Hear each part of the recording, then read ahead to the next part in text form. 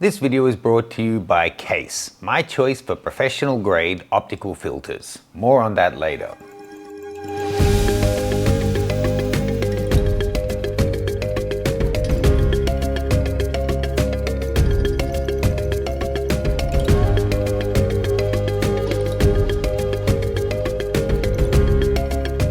Greetings folks, I'm really excited because tomorrow I'm heading off to Eastern Africa to a couple of countries I haven't visited before, Tanzania and Uganda, and I'm going to bring you guys along. So this video is broadly going to be split into about 4 parts. I'm going to show you what I'm taking and why and give you a couple of predictions. I'm going to try and keep that brief, then take you along on the trip, show you a bunch of highlights that I capture on my travel, as well as a whole bunch of photos I hope that I really like that I capture on the trip. And then we'll come back in studio. I'm going to give you a breakdown of what worked, what didn't, what went right, if anything goes wrong, all of those kind of things, and share with you what equipment I used the most and kind of what I got the most keeper rate with. So to start off, as I said at the start, this video is brought to you by Kase Filters, but I have been genuinely using their filters since I got them on any trip that I take where there's a chance that I'll be doing anything that they'll come in handy, which is pretty much everything. I use the magnetic series. I have the whole kit that has ND, circular polarizers, all the good stuff, and the cap, and it all is stackable and works really nicely. And in my long lenses, I have their drop-in circular polarizer, so I'm able to get the most out of it, whether I'm shooting long lens or wide.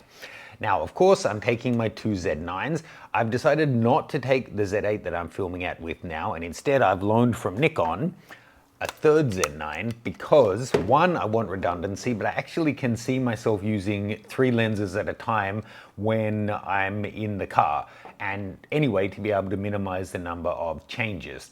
And that means that all of the cameras use the same battery, all have GPS built in, all have a battery that will last all day. I don't need SD cards.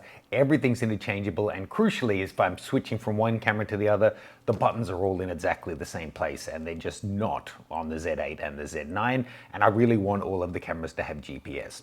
In terms of lenses, as well as these, I'm also taking the 14-30. That's a beautiful part of the world, right there around the equator. Hopefully can get some wide angle stuff. Then the 24-70 f2.8, the 51.8. I'm just taking that in case there's a chance to shoot in people's homes or in really low light situations. Occasionally to grab that out is handy. I'm tossing up at the moment if I take the 100-400 or the 70-200 or both. I've checked and I can pack both of them if I want them, but I don't want to overdo it. I'm planning to take my companion Element backpack and my Think Tank Airport roller derby roller. That all fits this really nicely. Then in terms of long lenses, of course, I'm taking my favorite lens. This is the 400mm f2.8 with the TC built in. I can go to 560 f4.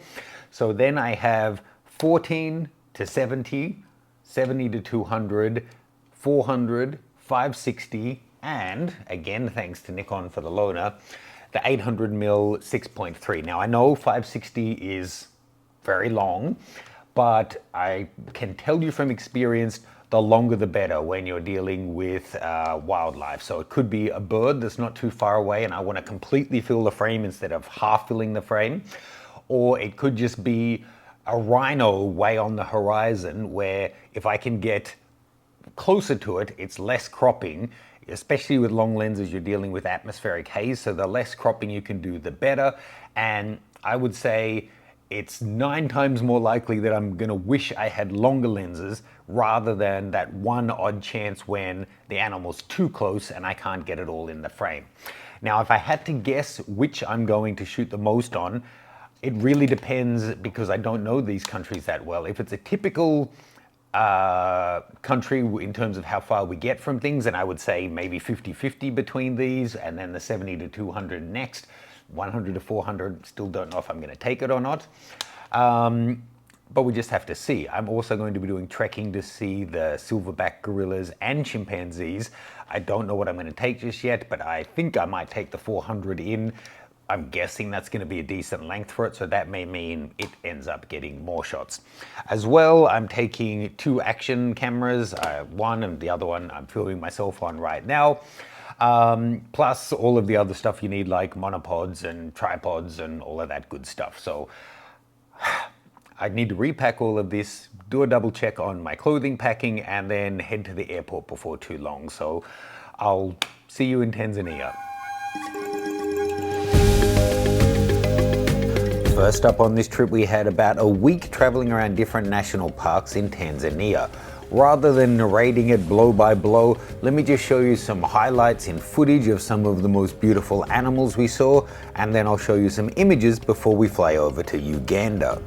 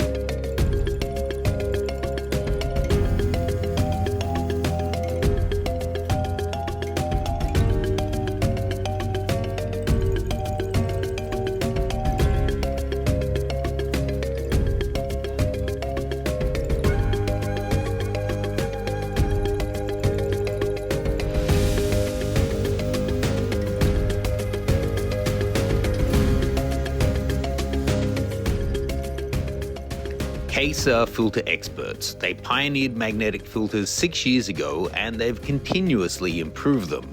If you haven't had a chance to try out magnetic filters, you need to try them in your hand to really understand the advantages. And Kase's Wolverine series are the best in the business.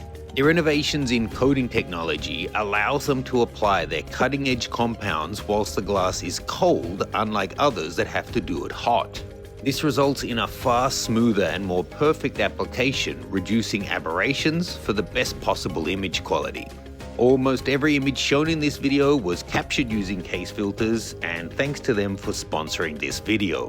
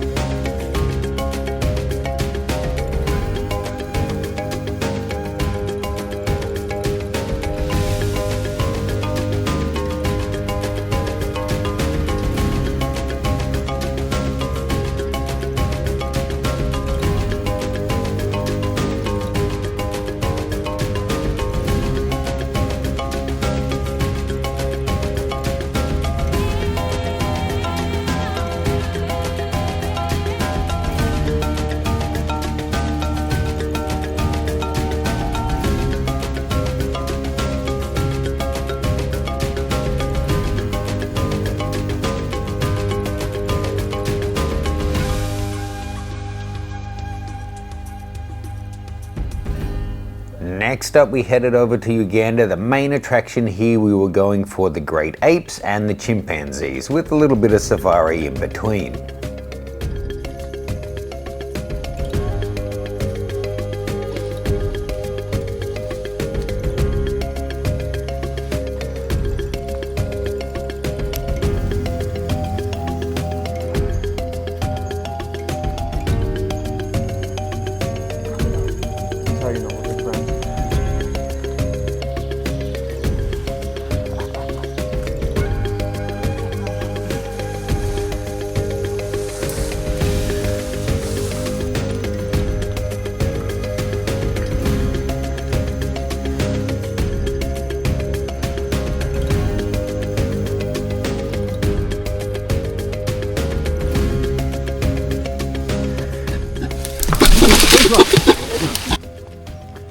Now, I confess I did take a step back when that happened, but the guide said it was lucky I didn't turn and run because he would have actually attacked, and the two people standing behind me did end up on their backside because they fell over backwards. I'll also confess that those underpants did not make it home after the trip.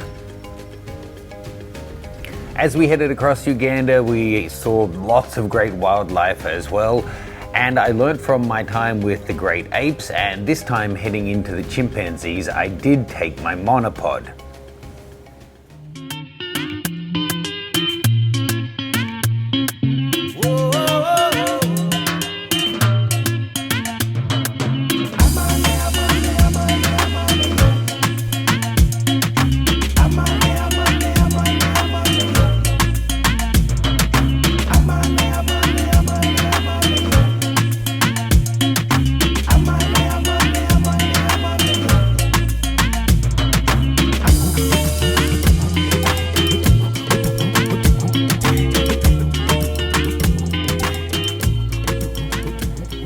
I have to say, overall, I think it was a more awe-inspiring and kind of emotional experience for me seeing the chimpanzees, even more than the silverbacks.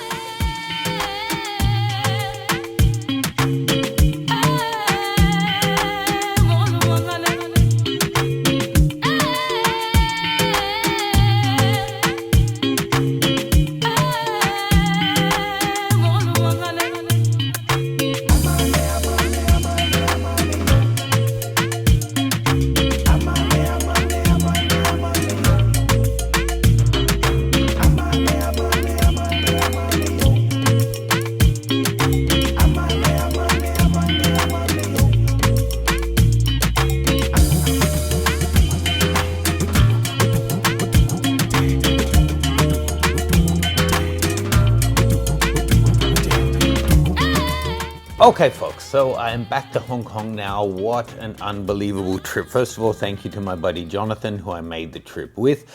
We saw so much. I saw animals I never saw before, had photo opportunities I never had on my different Africa trips. It was fantastic. The tour is going to be great. We already have lots of people signing up for more info on that. If you're interested, see my link tree. I rooted out a few different hotels and stuff that weren't great, have added in some good ones. We're moving around the timing to have the right amount of time at each place, but it's gonna be just fantastic. I can't wait.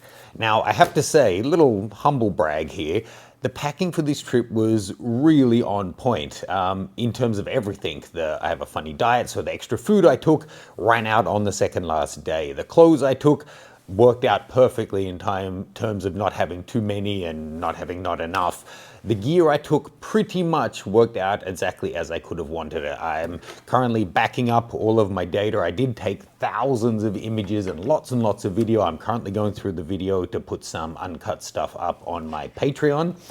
But I just wanted to give you a little overview. So yes, the filters came in really handy. I knew this trip was going to be more long lens stuff rather than wide angle, and the stats will show you that was absolutely the truth.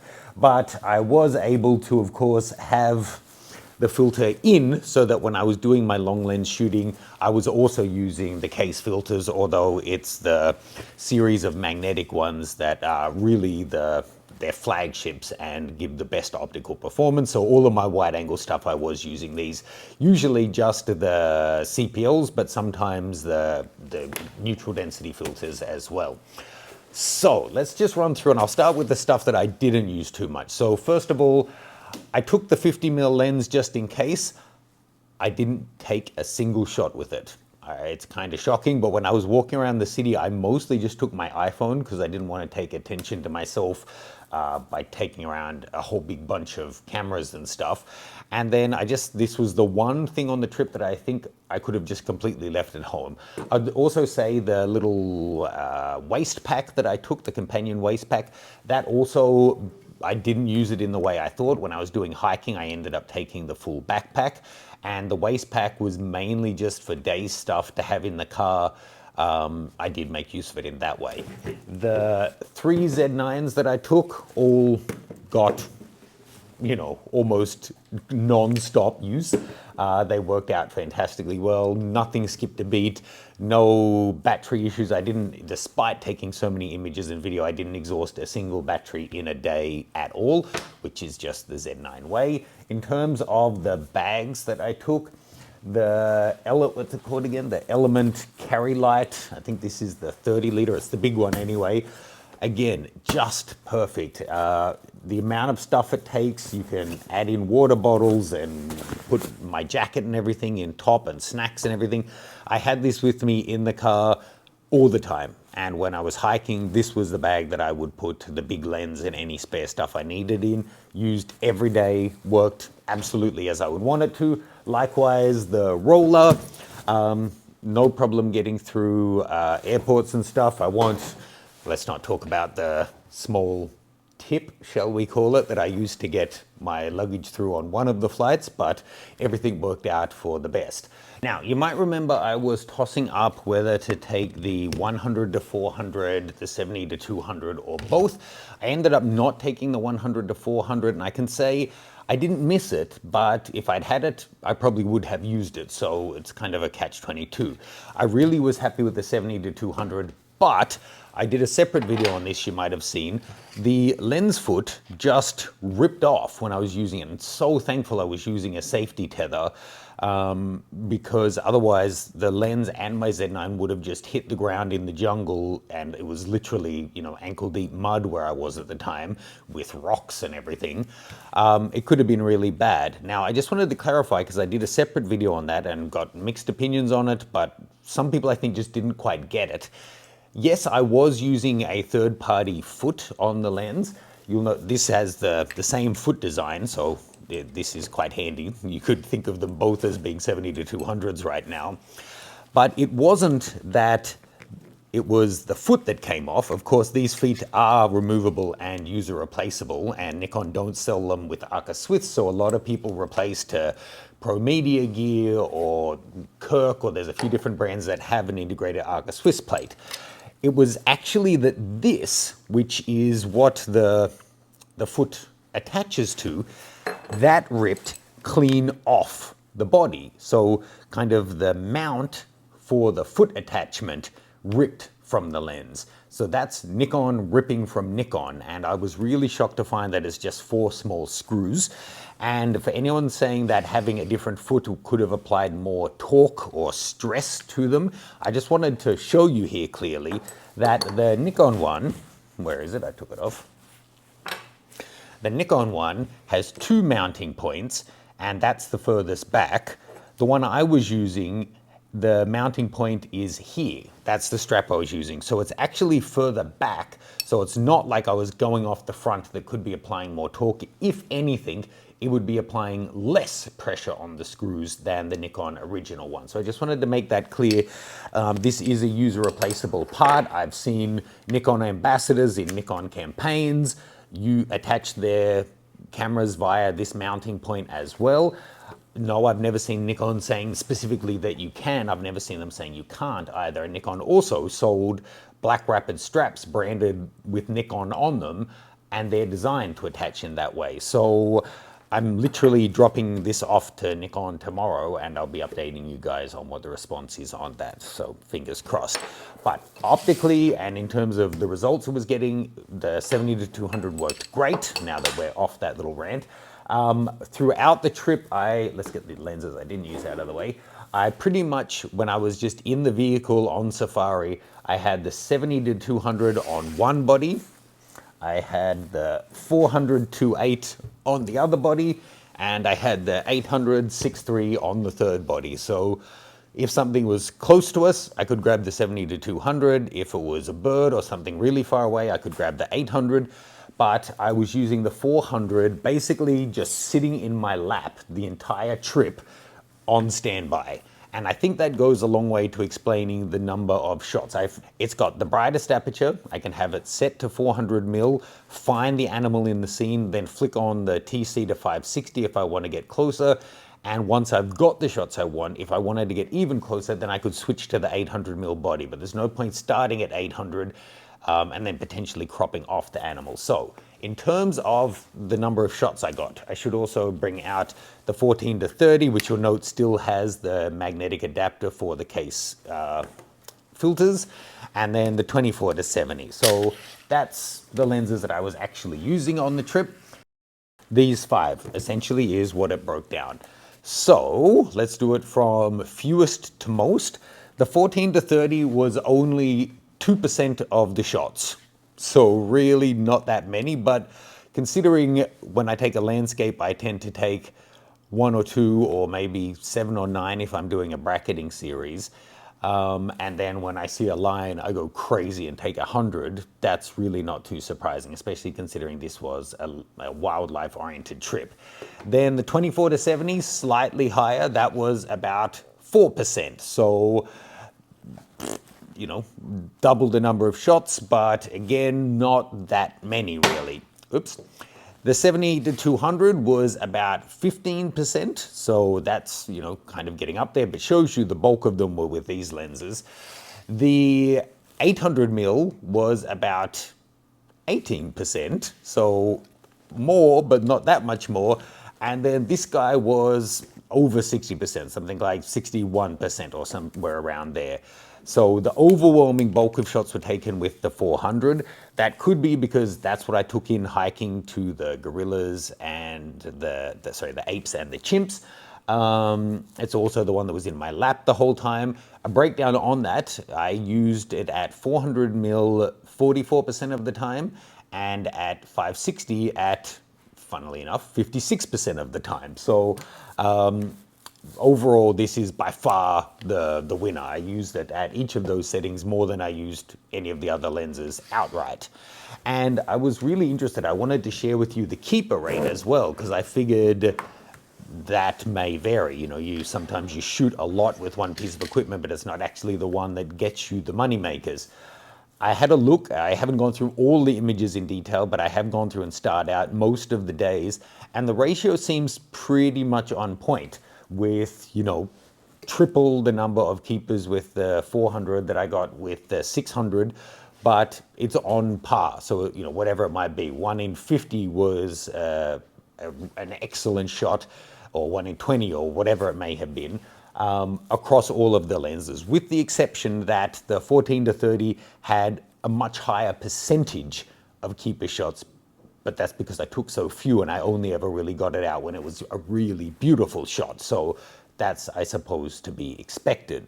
So, as well as taking the 70 to 200 in to get evaluated and hopefully fixed, I don't know how, hopefully they're able to just change this collar part without having to do much to the actual lens. I'll be returning the 800, returning the third Z9 that I had on loan from them.